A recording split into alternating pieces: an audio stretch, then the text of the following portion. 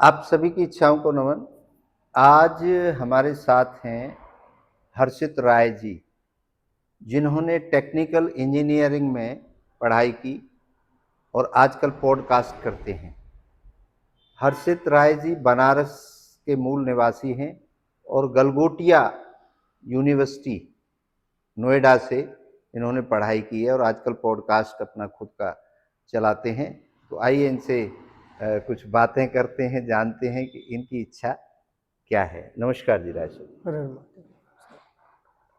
राय साहब ये बताइए, आप को अगर मैं ये कहूं कि आप एक इच्छा हैं तो आपका उत्तर क्या होगा?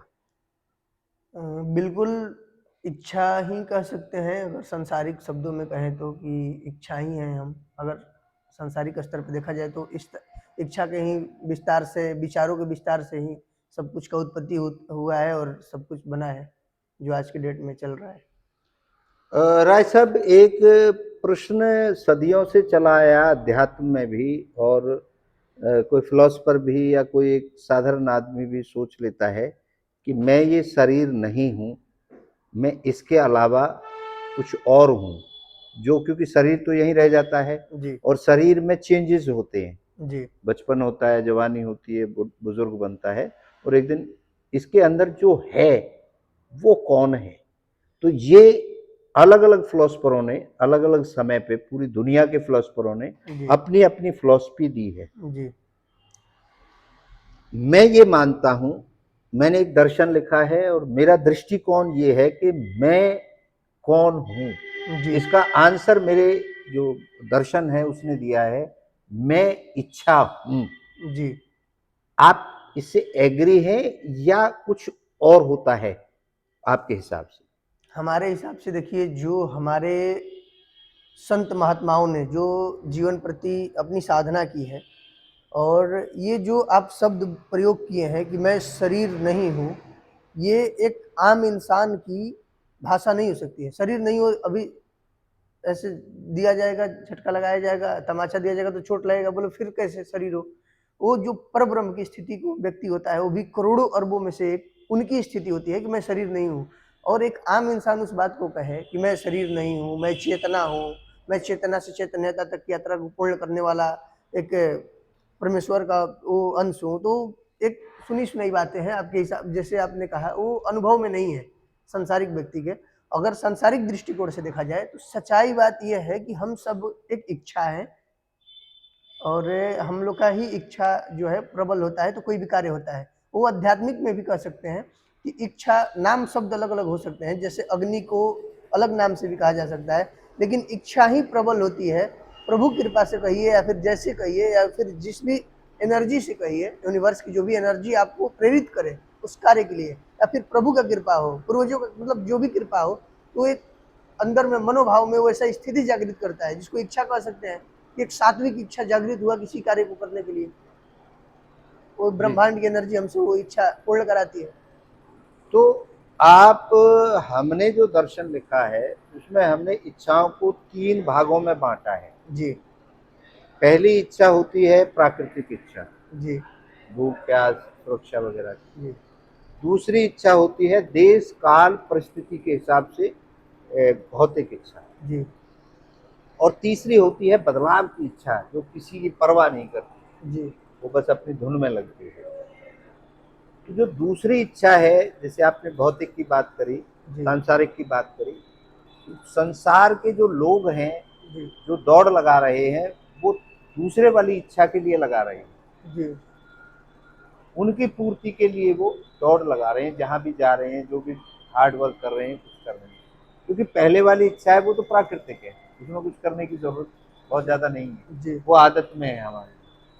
तीसरी वाली इच्छा है वो, जैसे आपने कहा, लाखों करोड़ों में से एक आदमी के अंदर जगती है जी और वो विकास करती है, जी वो एक नया दृष्टिकोण देती है, हाँ, वो अलग, बिल्कुल वो अलग अलग है। होता है। जी लेकिन मेन जो पब्लिक है वो जी देश काल परिस्थिति वाली पे चल रही है। जी तो इच्छा पूर्ति के जो साधन लोग अपना रहे हैं जी या बता रहे हैं, जी क्या उनका कहीं ना कहीं ऐसा लग रहा है हमारे दर्शन के दृष्टिकोण से जी कि वो आउटडेटेड वर्जन हो गया है, जी क्योंकि जितने भी हमारे लिखे गए हैं, बताए गए हैं जी साधन, वो उस समय बताए गए थे, उस समय वो दर्शन लिखे गए थे, उस समय वो फिलॉसफी लिखी गई थी, जी जब जानवर सहयोगी था आदमी का। जी और आज जो सहयोगी है वो मशीन है। जी तो क्या मशीन में और वो जानवरों वाले सिस्टम में दोनों लागू हो सकते हैं या कुछ बिल्कुल बदलाव की जरूरत है? बदलाव की तो जरूरत है।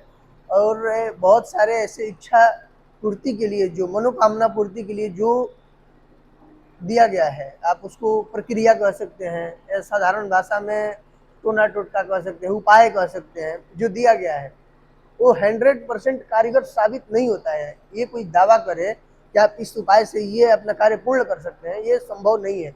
आप एक प्रयास मात्र कर सकते हैं, एक रास्ता दिया गया है। जी रास्ता दिया गया है एक उस समय के दृष्टिकोण के द्वारा। बिल्कुल। आज के दृष्टिकोण बदल चुके हैं। जी आज खान पान बदल चुका है, पहनना ओढ़ना सब, कार्यशाला सब बदल चुकी है। जी तो आज भौतिक युग इसको कहते हैं। बिल्कुल। कल युग को कल पुर्जों का, मशीनों का युग भी कहते हैं हमारी जी जी अध्यात्म भाषा में। जो मशीनों का युग है, जो कर्म का युग है, इसमें हमारा दर्शन ये कहता है कि इस कर्म को आसान बनाएंगे हम जी पूर्ति के लिए। जैसे हम हमारे शरीर की कैपेसिटी है 100 किलो वजन उठाने की। जी जानवर जब सहयोग करता था तो वो 400 किलो उठा सकता था। जी लेकिन अगर हमने अपनी इच्छा को इस्तेमाल किया और भौतिक में डाल दिया, जी तो हम हजारों टन को एक बार में उठा सकते हैं। बिल्कुल। तो वो इच्छा जो हमारे यहाँ पनपती है, उसको हमने एक बहुत आसान तरीका, जी आदत वाला तरीका, जी एक हम प्रैक्टिकल लेके आए हैं। जी तो आप वैज्ञानिक जो दृष्टिकोण है उससे ज्यादा सहमत हैं या आध्यात्मिक जो चला आ रहा है उससे ज्यादा सहमत? देखिए, अध्यात्म से ही विज्ञान का उत्पत्ति हुआ है। जी। क्योंकि अध्यात्म विज्ञान इसलिए है कि भैरव विज्ञान तंत्र, हम्म। जो भगवान शिव और शक्ति का संवाद है, 112 कलाओं का जो उसने दर्शाया है भैरव विज्ञान तंत्र में, वो क्या है? आध्यात्मिक विज्ञान है।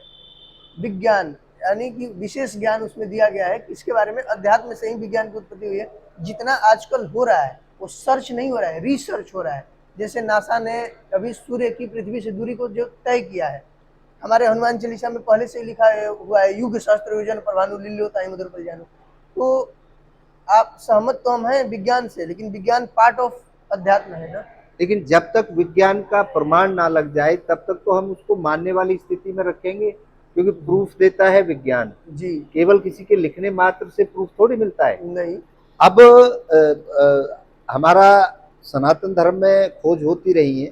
जी आपने जो बहुत बढ़िया बात कही, जी पृथ्वी गोल है ये हमारे धर्म ने कहा, जी लेकिन दूसरे धर्मों ने कहा कि ये चटाई की तरह है, किसी ने कहा ये चपटी है, किसी ने कुछ कहा। जी लेकिन विज्ञान ने वो प्रमाण दिया। जी जी उससे पहले तो विवाद था, जी आज विवाद नहीं है, जी क्लियर हो गया। जी बिल्कुल क्लियर करने की चीज को हम विज्ञान कहते हैं। बिल्कुल। क्लियर। जी मैं ये नहीं कह रहा कि हमारे जो पूर्वजों ने लिखा था जी वो गलत था। जी मैं ये कह रहा हूं जी वो सब ठीक लिखा जी उस देश काल परिस्थिति के हिसाब से। जी लेकिन आज जो लोग पाखंड और ढोंग कर रहे हैं, जी उन बातों को मिसयूज करके, जी उन बातों को मसाला मिला के, बिल्कुल। वो ढोंग और पाखंड नहीं है तो क्या है इच्छा पूर्ति के नाम पर? देखिए, क्या है कि बहुत सारे ऐसे लोग हैं, जैसे हर एक अच्छा चीज का 10 ठो मार्केट में डुप्लीकेट आ जाता है। जी तो रियल में मैं जैसे बताया शुरू में ही कि जरूर ऐसे होते थे, क्योंकि प्रकृति का उत्पन्न परमेश्वर से ही प्रकृति को जो है प्रादुर्भाव हुआ है। तो प्रकृति में ऐसे ऐसे महापुरुष भी रहे हैं जो हर कार्य को करने में सक्षम थे, लेकिन वो बहुत कम मात्रा में थे और बहुत प्रभु की कृपा से ही कुछ में आते थे।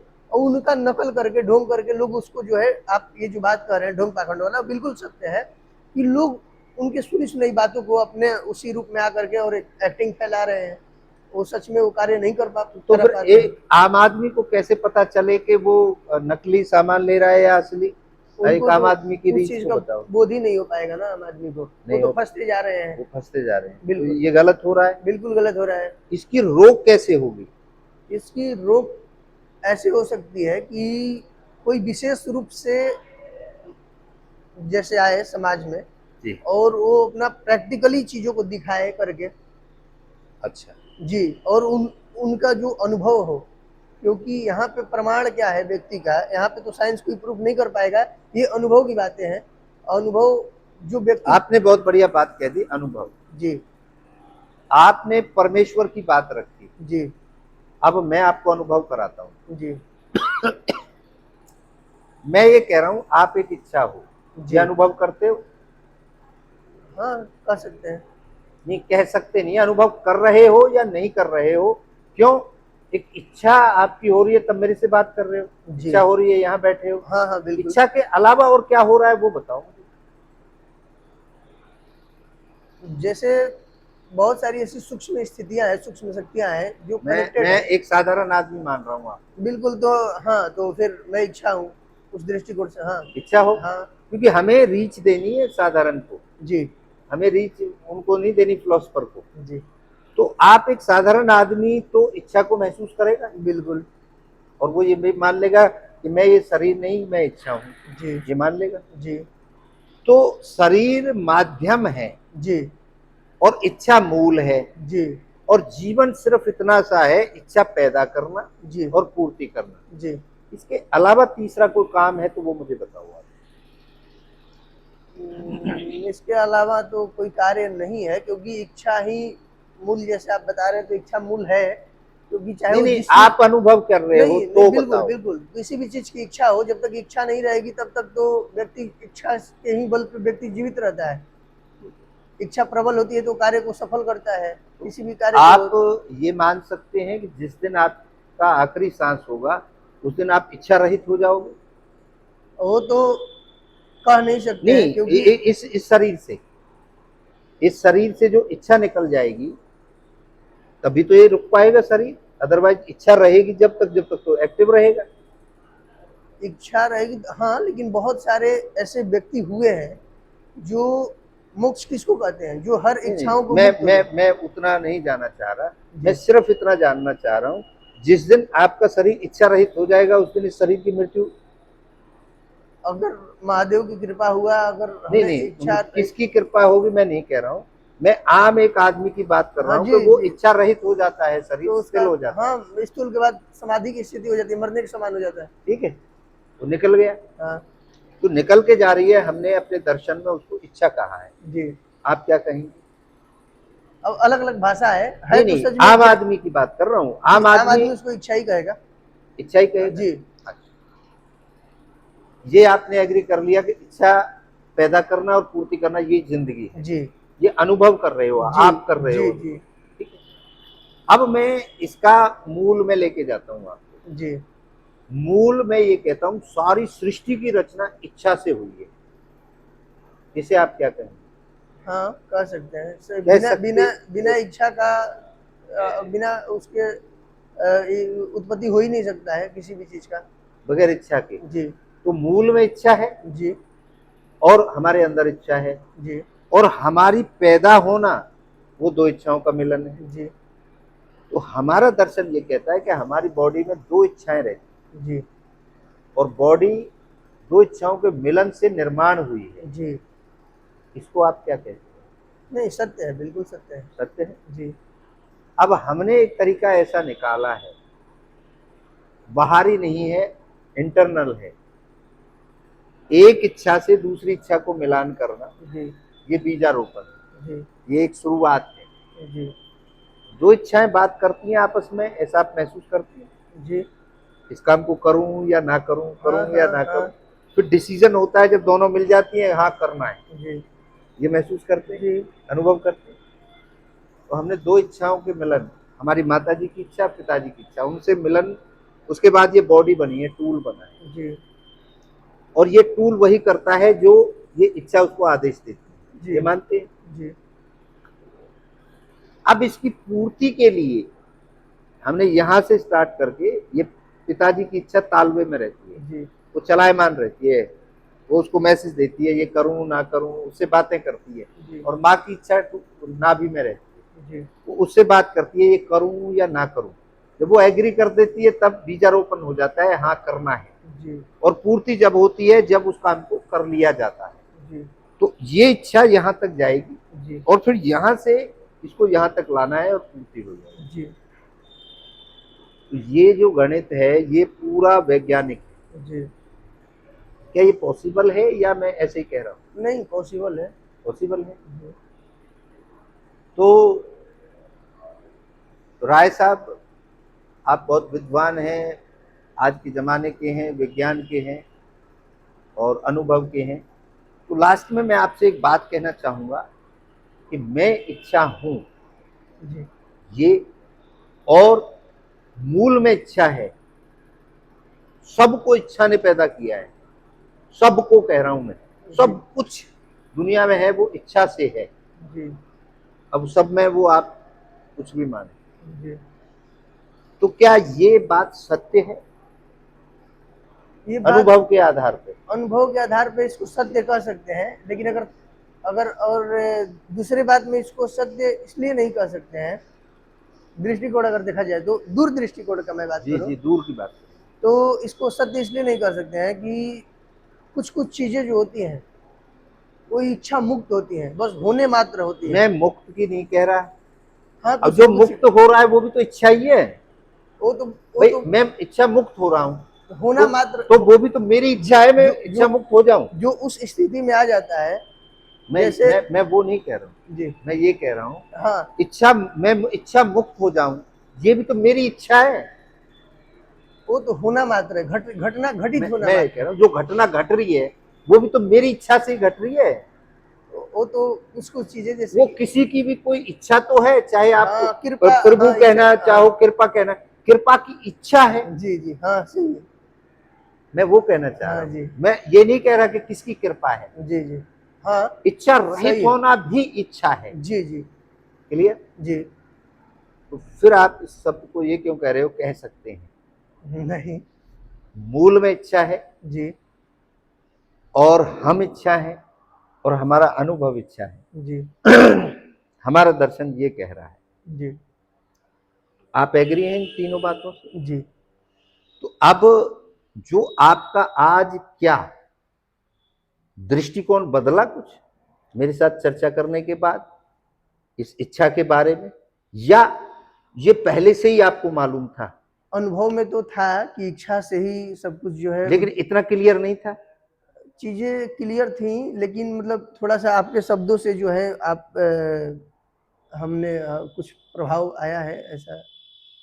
तो अब 200 शब्दों में हमारे दर्शन से, अच्छा दूसरा ये सार्वभौमिक है, जी इच्छा सार्वभौमिक है, जी बाकी चीज तो सार्वभौमिक नहीं है कोई दूसरी। नहीं और जो सार्वभौमिक है वही सत्य है। जी सत्य एक हो सकता है, जी अनेक तो नहीं हो सकते। नहीं तो ये सत्य है इच्छा जी और ये सार्वभौमिक है। जी तो कहने का मतलब ये हो गया कि जो हमने कहा, हमारे दर्शन ने कहा मैं इच्छा हूं और इच्छा से सृष्टि की रचना है, जी ये सत्य है। बिल्कुल बाकी तो कोई दूसरी बात सत्य हो तो वो बताओ। नहीं, सत्य है। सत्य है। जी तो अब आप 200 शब्दों में इसको क्लोज करिए और बताइए कि आपका दृष्टिकोण क्या है और आप क्या संदेश हमारे दर्शकों को देना चाहते हैं। महाराज जी, जैसे कि 11,000 पेज का जो फिलोसफी लिखे हुए हैं इच्छा दर्शन, वो काफ़ी ज़्यादा महाराज जी इस पे सर्च करके लगभग 15 साल की तपस्या से इसको पूर्ण किए हैं। और इच्छा की पूर्ति, इच्छा दर्शन जो है, इच्छा की शुरुआत से लेकर के उसकी पूर्णता तक की इन्होंने जैसे कि यात्रा जो होती है उसको पूरा लिखा हुआ है, अपने फिलोसफी में समझाया हुआ है। और उसको महाराज जी लोगों को समझाते हैं, साइंटिफिक महाराज जी के पास भी प्रूफ है, अनुभव भी कराते हैं चीज़ों को, तो बहुत ही अच्छी बात है। और महाराज जी जो हैं, सबसे बड़ी बात यह है कि आजकल जो लोग सत्य न होने के बावजूद भी, सच्चिदानंद न होने के बावजूद भी जो उसका ढोंग करते हैं, पाखंड करते हैं, उसका महाराज जी खिलाफ करते हैं। एनर्जी समाज में हर प्रकार की थी, है और रहेगी, लेकिन ये सबके पास नहीं होती है, कॉमन चीज़ें ये नहीं है कि किसी को मिल जाएगी आसानी से, इतनी आसान चीज़ें नहीं है। लेकिन उसके नाम पे जो समाज में धोखाधड़ी हो रहा है वो काफ़ी लोगों को मतलब लोग उससे प्रताड़ित होते हैं।